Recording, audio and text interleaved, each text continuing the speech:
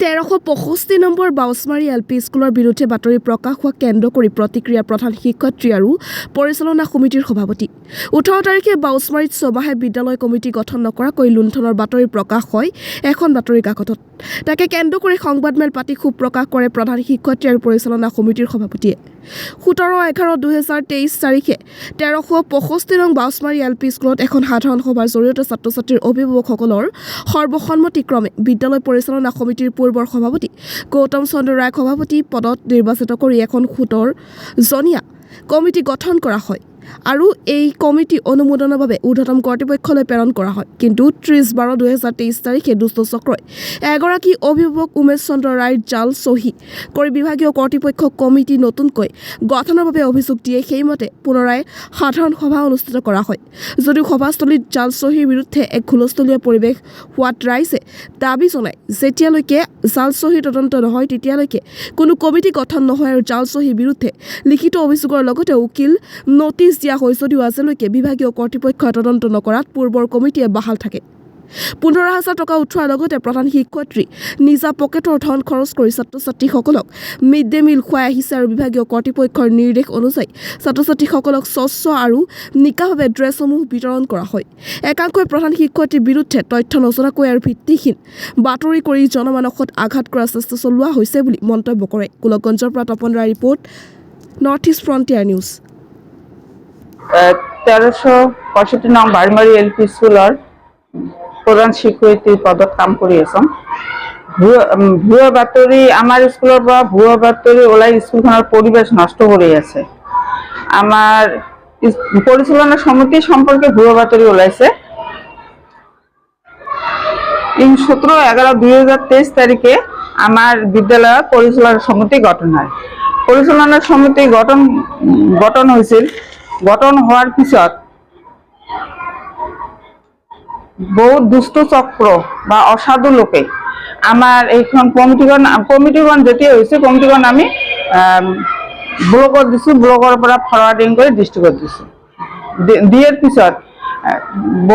মানে কতগুলো দুষ্ট সেইবিলাক আমাৰ স্কুলৰ অভিভাৱকো নহয় এটা ভুৱা বাতৰি প্ৰচাৰ কৰিলে বলে মানে সেই কমিটিখন গ্ৰহণযোগ্য নহয় বুলি এখন এপ্লিকেশন অফিচত দিলে এপ্লিকেশন দিলে সইটো জাল সই যিজনৰ নামত সইটো কৰিছে তাই সইটো কৰা নাই তেনেকৈ দিলে দিয়াৰ পিছত অফিচৰ পৰা মোক এটা লেটাৰ দিলে তাইকে নতুন কৰি মোক কমিটি গঠন কৰাৰ জন্য এখন লেটাৰ দিল মানে 7 দিনৰ ভিতৰত এখন কমিটি গঠন কৰি অৰ্ডাৰ দিল মই 7 দিনৰ ভিতৰত অৰ্ডাৰখন পালং পাৱাৰ পৰা যিজনে সই কৰা নাই তাৰ নামতে কমপ্লেইন কৰিছে তাই এখন এপ্লিকেশন অফিচত জমা দিছে তাৰ কোনো মানে ভেৰিফিকেশন একো নহল মই তথাপিও 7 ডেজৰ ভিতৰত মই মিটিং মাতিব দিছে মই 7 ডেজৰ মিটিংখন মাতিলো মিটিংখন মাতাত মানে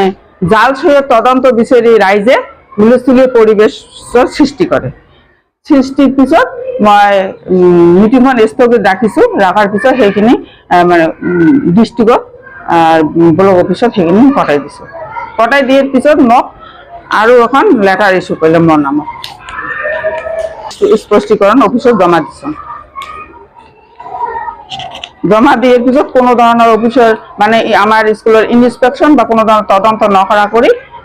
আজিলৈকে কোনো কমিটি আমাৰ নতুন কৰি কি কৰিবে কি নকৰিবে কোনো ধৰণৰ মোক সহায় দিয়ে নাই মই আগৰ দৰে চলি আছো মই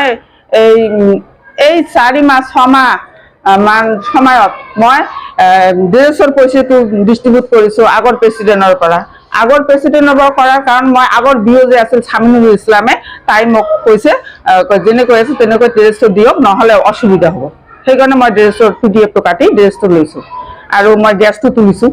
আৰু গুণোৎসৱৰ আগত মই মিড ডে মিলৰ পইচা তুলি ল'ৰা ছোৱালী খুৱাইছো এতিয়ালৈকে মই তাৰ পিছত মই পইচা পাতি তোলা নাই এতিয়া মই দোকানৰ পৰা বাকি 15,000 টকা অলৰেডি বাকি হৈছে সিদিনা মই বিও অফিচত গৈছো ডিএ চাৰ্জত আছে ডিএ চাৰে কৈছে মানে কোনো ধৰণৰ ইউটিলাইজেশন কৰিব নোৱাৰিবা সেইকাৰণে মই কালিৰ পৰা মিড ডে মিল বন্ধ কৰিছো 15,000 টকা বাকি আছে আৰু সেইটো যদি কোনোই নাধাৰে তেতিয়া মই কি কৰিম মই ঘৰৰ পৰা দিব লাগিব এইটোৱে মই কাম কৰিছো ইয়াৰ বাহিৰে মই আৰু একো কাম কৰা নাই কথাটো এইটো কৈছে যে